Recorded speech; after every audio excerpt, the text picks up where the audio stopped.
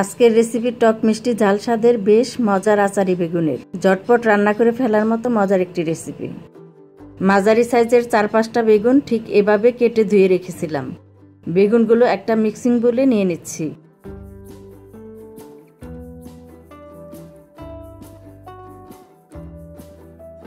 সবগুলো বেগুন বাটিতে নেয়ার পর দিচ্ছি হলুদ গুঁড়া 1 চা চামচ। স্বাদ মতো লবণ দেওয়ার পর হাত দিয়ে এভাবে বেগুনের গায়ে মশলাগুলো ভালো মতন লাগিয়ে নিচ্ছি। এবার একটা প্যানে দিচ্ছি পরিমাণ মতো সরিষার তেল। তেল গরম হয়ে আসলে বেগুনের পিসগুলো একটা একটা করে এখানে দিয়ে দিব।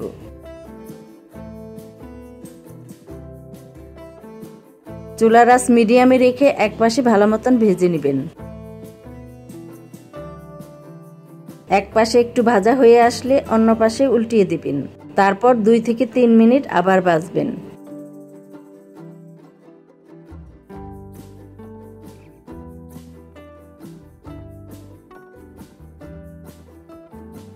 ঠিক এভাবে 2 পাশে ভাজা হয়ে আসলে তেল ভালো মতন ঝরিয়ে উঠিয়ে নিচ্ছি।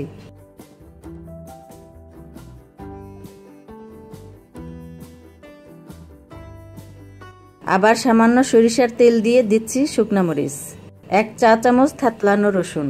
রসুন দিয়ে ভালো মতন একটু নেড়ে এখানে দিচ্ছি আস্ত রসুন 10-12টা। আস্ত রসুন দিয়ে একটু নেড়ে জাল করে দিয়ে দিচ্ছি পেঁয়াজ বাটা 1 টেবিল চামচ, সামান্য একটু আদা বাটা। এবার একটু নেড়ে বাটা মশলাটা কষিয়ে নেবেন। দিচ্ছি হলুদ গুঁড়া 1 চা চামচ, লাল মরিচ গুঁড়া 1 চা চামচ, ধনিয়া গুঁড়া 1/2 চা চামচ। বাজারে রান্না করার জন্য আচারি মশলার প্যাকেট পাওয়া যায়, সেই মশলা দিচ্ছি 2 টেবিল চামচ পরিমাণ। দিচ্ছি স্বাদ মতো লবণ। এবার ভালো মতন নেড়ে মশলাটা একটু কষিয়ে নেবেন। কিছুক্ষণ জাল হয়ে আসলে দেখবেন মশলা থেকে আচারের মতো সুন্দর একটা গন্ধ বের হতে থাকবে। এই পর্যায়ে দিচ্ছি সামান্য একটু পানি। পানি দিয়ে মশলাটা ভালো মতন আবার কষিয়ে ফেলবেন।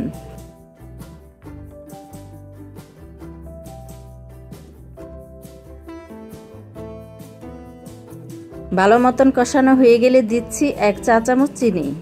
ভালো মতন নেড়ে আবার একটু জাল করবেন। এবার নিচ্ছি জলপাইয়ের তেলে ডুবানো আচার। আপনারা চাইলে আমের তেলে ডুবানো আচারটাও ব্যবহার করতে পারবেন।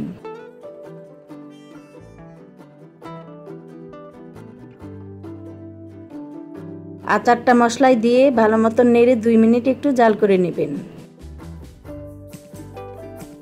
একটু জাল হয়ে আসলে দিচ্ছি 1/2 কাপ পরিমাণ পানি। চুলার আঁচ বাড়িয়ে ভালো মতন একটু জাল করবেন।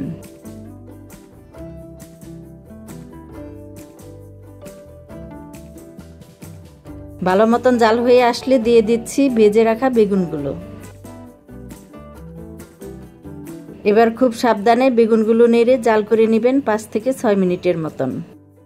চামচ দিয়ে হালকাভাবে নেড়ে নেড়ে একটু রান্না করবেন, এতে বেগুনের ভেতরে মশলাগুলো ভালো মতন ঢুকবে। চুলার আঁচ মিডিয়ামে রেখে আর 2 থেকে 3 মিনিট হালকাভাবে নেড়ে জাল করবেন। তারপর চুলা থেকে নামিয়ে ফেলবেন।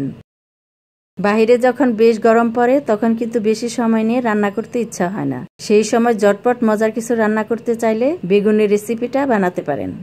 আবার বৃষ্টির দিনে খিচুড়ির সাথে বানিয়েও খেতে পারবেন। আজকের মতো বিদায় নিচ্ছি। সবাই অনেক ভালো থাকবেন, সুস্থ থাকবেন।